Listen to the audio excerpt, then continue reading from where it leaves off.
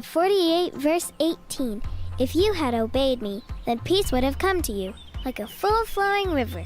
Good things would have come to you again and again, like the waves of the sea. Whoa! When we obey God, we will have so much of God's goodness around us that it will be like we are swimming in it. Praise God, children. Thank you for joining us again today for our online service. I want to welcome you and pray that you've been well so that we can continue this service. So, as you can see just outside there, vile season zinaendelea, tumefika season ya Christmas. And I believe Christmas is very exciting because it comes with great things. Hiyo ndio wakati you have new things, una travel, ushago, you meet your friends. And I believe this is going to be a good season for us, even as Christians, where we are going to remember about the birth of Christ, who was the person who died for our sins and helped us that we can be connected with God. So as we start this season, ningependa you ukuwe na the Christmas spirit so that we can continue very well. I want us to start this service by praying. So let's put our hands together, close our eyes, bow down, ready to pray.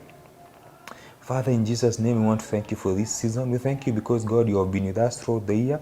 You will help us, God, to have a good year. And, Lord, as we come to the end of this year, God, we want to dedicate this Christmas season so that, God, we may remember the good thing that you did for us, God, to bring your Son so that he may die for our sins, God.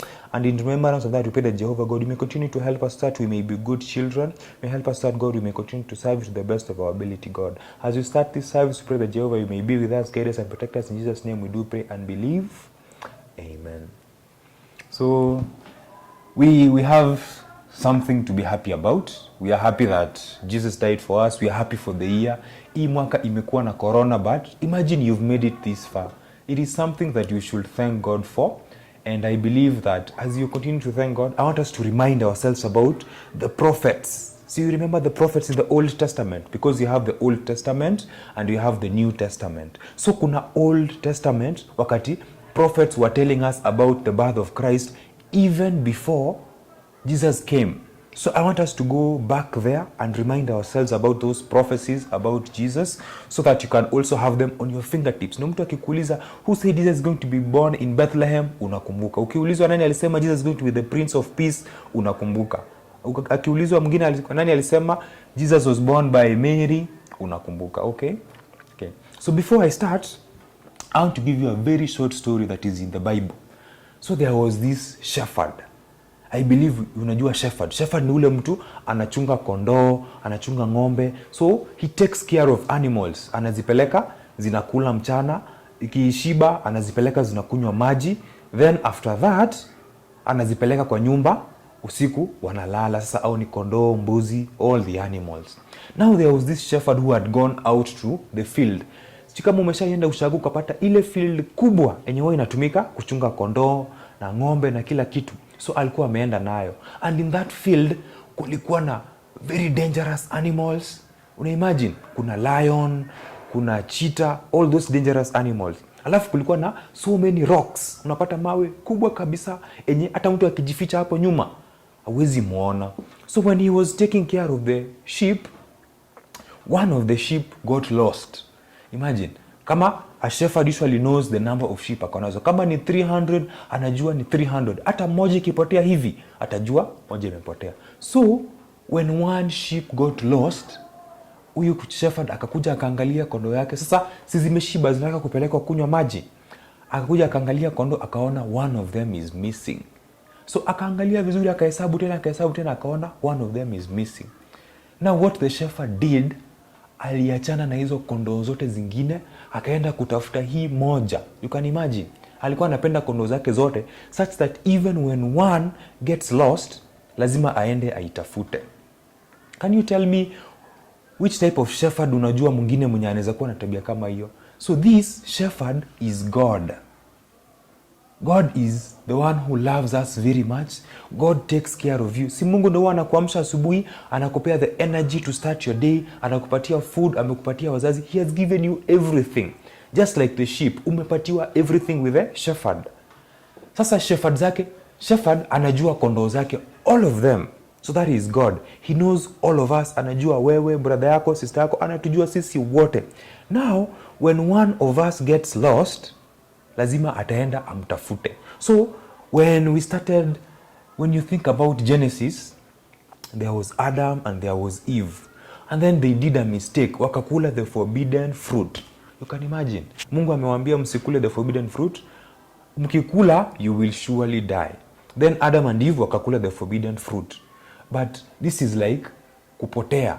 You're in the presence of God, alafu you sin, unaenda unapotea. Now God starts looking for you.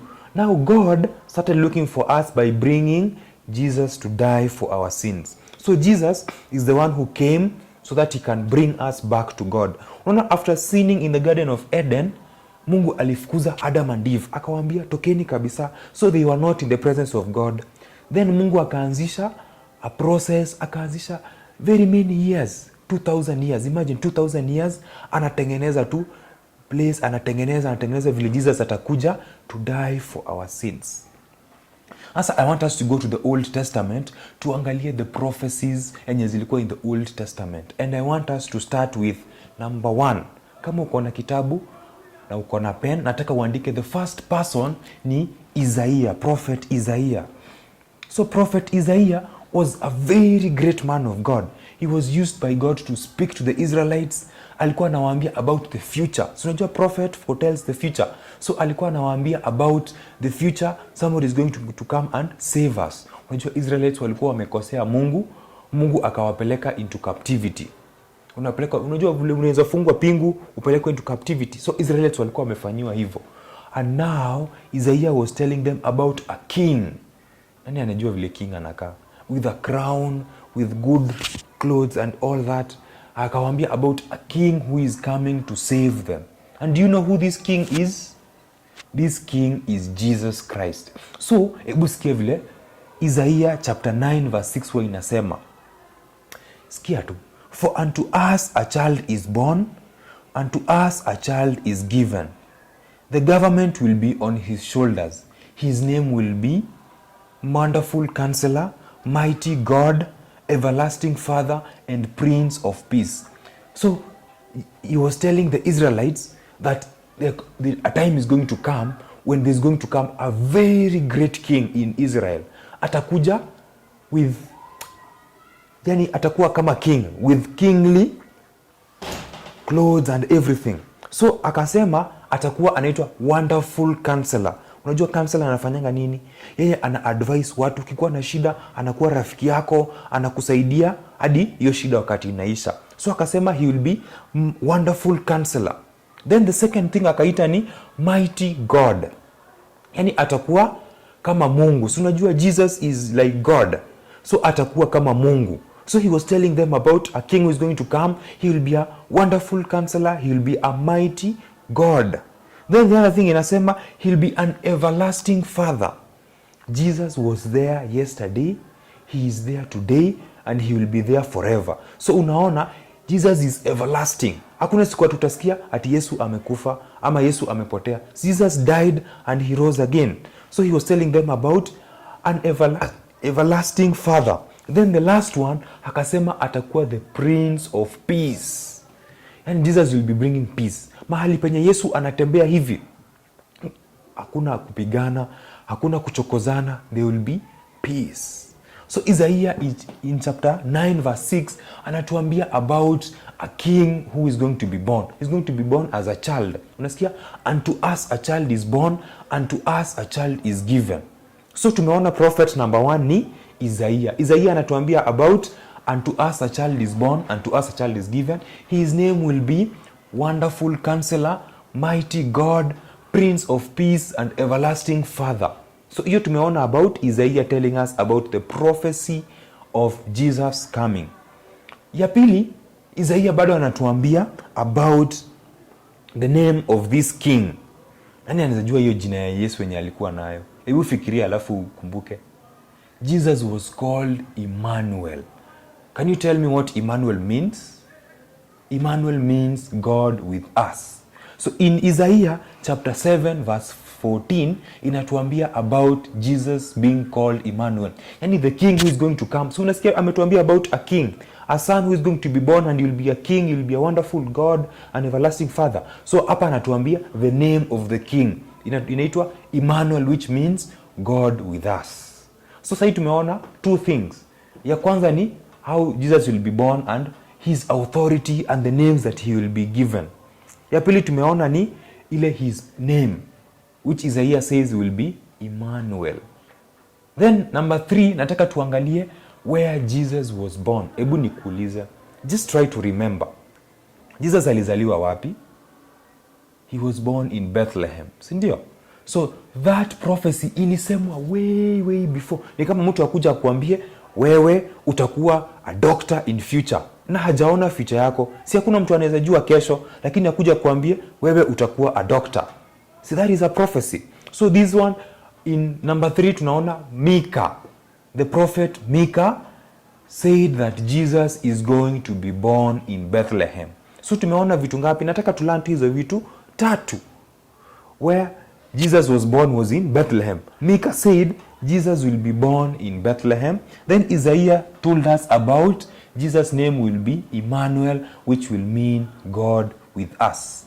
Then tunaenda tena kwa ya kwanza, Isaiah anatuambia, unto us a child is born, unto us a child is given, his name will be Wonderful Counselor, Mighty God, Everlasting Father, and the Prince of Peace. Leo ukishika hizi vitu 3, nataka uziangalie. What is Jesus to you? Unajua, when they are telling us about Jesus coming, kuna kitu alikuwa anamaanisha, ilikuwa inapatia watu hope. Imagine wewe umeteseka, umepelekwa jela, umeteseka huko, alafu mtu anakuja na kuambia a son is going to come who is going to fight for you. He's going to give you everything. Si utafurahi?